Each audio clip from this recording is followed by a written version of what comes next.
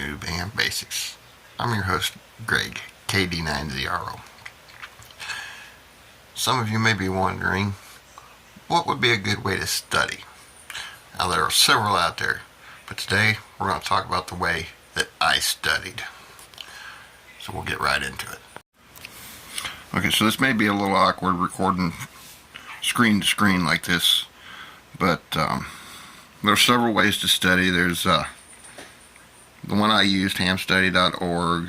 There's Ham Radio Prep, and several books out there. I chose HamsStudy.org, and it worked out real well for me. There are several ways you can do it. Well, there's a couple of ways you can do it. You can do it online, or there is an app available both in Apple and in the App Store and on Google Play. I don't know about App Store, but I know Google Play, it's $4.99 for the app. So what I did was I did it through the website, and I just made an applet out of it by adding it to my home screen. And you see it comes up, and I've got it in guest mode right now, but you've got all your classifications: technical, general, extra. There's a little more to extra. Actually, it's an updated version of the extra. And you go here to other, and you've got a whole list of options there. I'm not going to go through them all. I'm just going to go through the important stuff for you. Some FAQ. But you pick your, hopefully I can get it to focus. Oh, my little buddy here, it's, her name is Lulu. So if you ever hear me tell Lou to get out of something or stop doing something, that's who Lou is. It's my Lulu. Okay, so now that it's focused again, you pick your classification. Since I'm assuming most of you are new or still studying, we'll go to technician.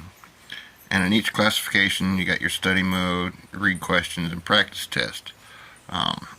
Let's go with read questions. And it gives you every possible question. Okay. And if you can see it, you got a fold down corner there. So every question gives you the question. Get it to focus again.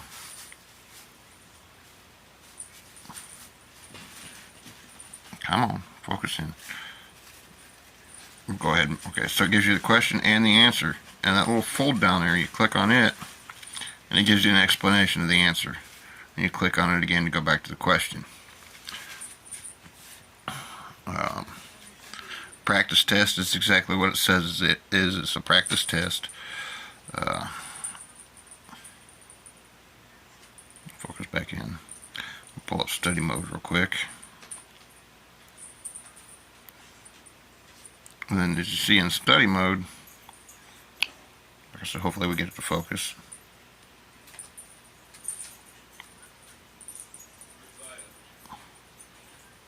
It gives you a question and a selection of answers.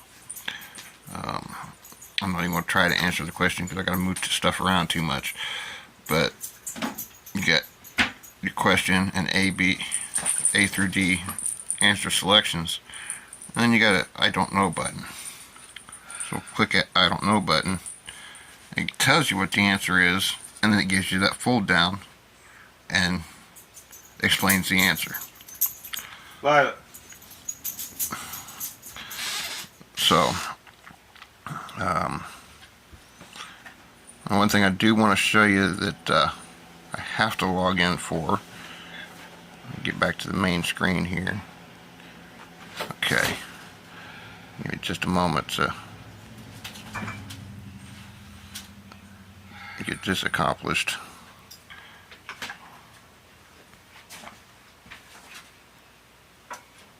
Sorry, I had to get it off of the private information screen. So as you can see, if we're logged in, it's got I logged in with my call sign. Once I had a call sign. Come on. I'll go to general this time just for showing a different section of it.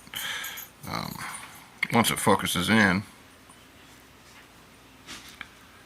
you'll see a scrolling graph. You got two different graphs here. Okay. This graph here, the blue shows you your competency. The gray shows you how many questions you saw. And then this graph, it shows you the required score, this yellow line here, and the blue line is your test scores on your practice test. So once you're consistently above that blue line, above that yellow line, you know you're ready to take the test. And then when all those bars on the other screen are gray, all the way to the top, you saw all the questions, and you can judge whether you're ready to take a test by the level of the blue bars, because on the side here it's 0, 50, 100, which basically breaks it down into a percentage. But the really neat thing is, you go down here where it says find session. It's picky, you actually have to click on the words, and it gives you a list of all the sessions available and the cost for each session. See, this shows, it's showing in person right now, but if you want to do it online, you click remote and it will show you all the remote locations, and same thing, you know, the times, who's doing the test, and the cost. And then any one of these, we'll just pick this one for example. It gives you a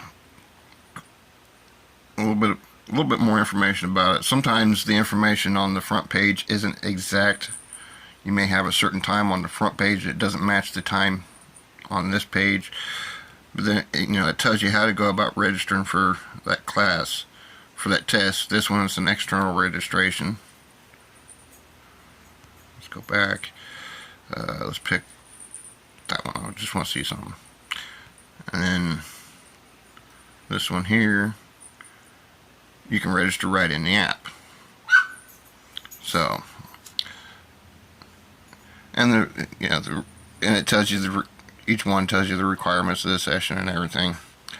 And then there's a link where you can buy the app if you do want to use the app and that kind of stuff. But yeah, this was the method I used, and the one thing it does leave to be desired. Thing to remember is this is basically a memorization method of study. You get used to it's giving you the questions that are possible to be on the test, and then you get used to those questions and the answers, and you're able to pass the test. So it leaves a lot to be desired on the knowledge side of it, but it gets you on the air so you can learn hands-on. So if you're one of those people that learns better hands-on, then an app like this is the way you want to go, because it will get you on the air and then you can learn hands-on. I would highly recommend this app, just because it worked for me, and I'm that type of person. I learn better hands-on, so I would recommend it. At some point we'll go over some of these other apps that I have, but just to touch on it real quick, here's an app here. It's called PRXTX Lite. I'm not sure what the actual app name is, but you go into it, it gives you a relay station. Let's see if we can find a band that's actually got something on it. 10 meter's been wide open lately. Squelch that out. You can get yourself familiarized with the waterfall. Let's see if we can find something close. And you can scroll with your finger.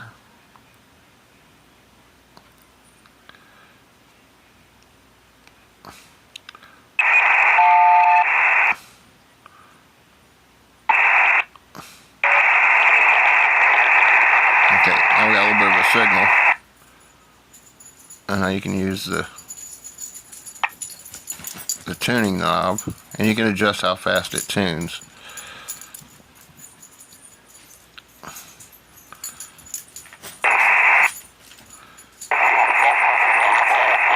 And you'll actually hear it tune into the station. And it depends on what band you're on as to which way you want to go.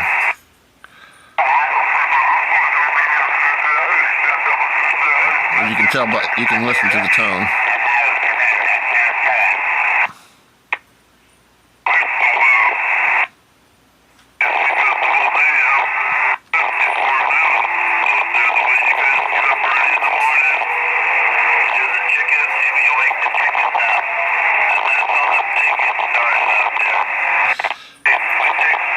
But you can use this app here. I say it's PRX Lite to listen. And you can listen depending on what relay station you tune into. You can listen to just about any band.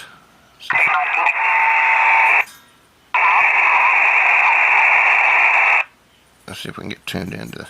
I heard something come in right here. I think we're going. Yeah.